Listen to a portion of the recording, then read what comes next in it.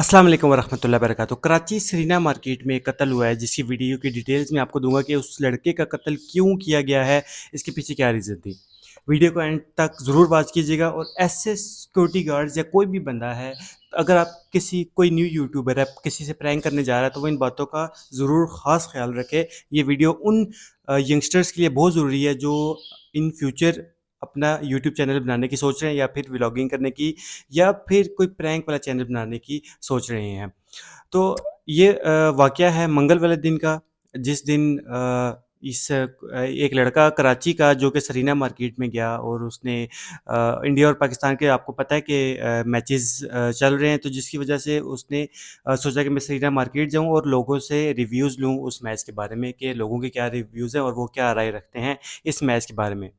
तो वो कंसेंट लेने के लिए लोगों का वो कराची सरीना मार्केट में चला गया और वहाँ पे उसने मुख्तलिफ 3-4 दुकानों से रिव्यूज़ भी लिए, कमेंट्स भी लिए, वीडियो भी बनाई। यूट्यूबर था चूँकि, इस वजह से उसने रिव्यूज़ लिए।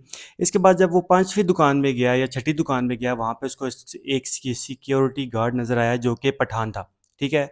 उसने किया क्या है, उसने कहा, उसने शोगल मेले के चक्कर में कहा चलो इससे भी हम जो हैं वो रिव्यूज़ लेते हैं। जब उसने सिक्योरिटी गार्ड से बोला कि आप भी जो पाकिस्तान और इंडिया के मैचेस हो रहे हैं, तो आप मुझे बताएं कि क्या सीन है, आप इस बारे में क्या सोचते हैं। तो उस सिक्योरिटी गार्ड ने इस लड़के को बोला कि प्लीज़ आप मेरे से ये बातें मत करो, मुझे नहीं पता, मैं इस बारे में कुछ नहीं जानता।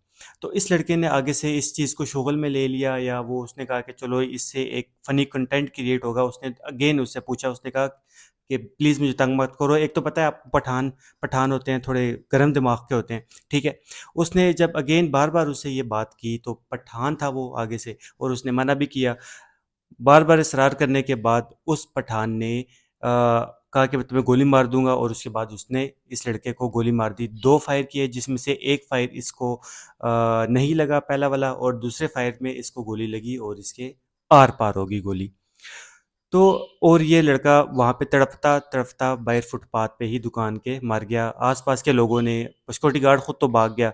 आस-पास के लोगों ने एम्बुलेंस बुलाने की कोशिश की, लेकिन उस टाइम तक ये लड़का दम तोड़ चुका था। और इस लड़के के 2 बच्चे बताए जा रहे हैं, और इसकी वालिदा जो हैं वो टीचिंग करती हैं और अपने घर के अखराजात को मुकम्मल, यानी कि सही तरीके से चलाती हैं।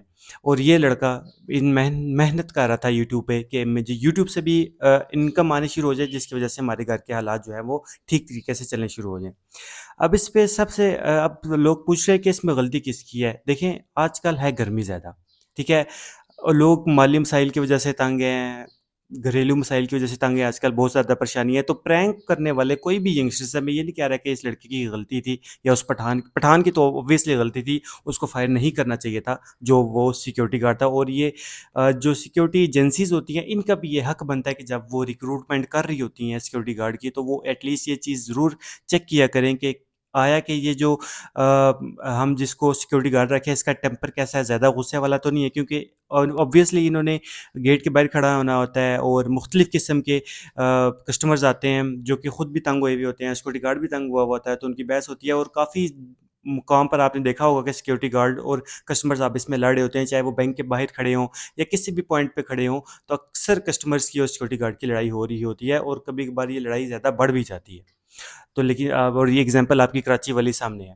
तो ये रिक्रूटमेंट एजेंसीज़ को चाहिए कि वो इनको एक प्रॉपर ट्रेनिंग मुहैया करें इन सिक्योरिटी गार्ड्स को, और इनको रिस्ट्रिक्ट करें इस चीज़ पे कि आपने कस्टमर के साथ सख्त रवैया नहीं रखना। और at the time of recruitment वो एनालाइज़ करें, उनका काम है कि सिक्योरिटी गार्ड ज़्यादा गुस्से वाला तो नहीं है, इसका टेम्पर ज़्यादा हाई तो नहीं है, ज़्यादा जल्दी गुस्सा तो नहीं कर देता। तो ये इनकी रिस्पॉन्सिबिलिटी है, उनको चेक करना चाहिए। दूसरा, एक यंगस्टर्स जो यूट्यूब बनाने की सोच रहे हैं और प्रैंक करने की सोच रहे हैं, तो बेटा ये इतना आसान काम नहीं है प्रैंक करना किसी के साथ, जो कि आप किसी एक ऐसे शख्स के साथ प्रैंक कर रहे हैं जो कि पूरे दिन का हारा थका अपने घर को वापस जा रहा है, या किसी दुकान में खड़ा हुआ है, या किसी भी एनी वन एक्स वाई जी बंदे से आप प्रैंक कर रहे हैं, वो किसी माली परेशानी में है या गुस्से में है। आपको तो उसके मूड का नहीं पता उस टाइम, आप जाके उसको प्रैंक कर रहे हैं, तंग कर रहे हैं, या इंटरव्यू ले रहे हैं, या और वो मना कर रहा है आपको कि मैंने इंटरव्यू नहीं देना, या कोई भी वो इंसिस्ट कर रहा है, रेजिस्ट कर रहा है कि मैंने आपको इंटरव्यू नहीं देना, आप उसको बार बार कह रहे हैं या प्रैंक करने की कोशिश कर रहे हैं।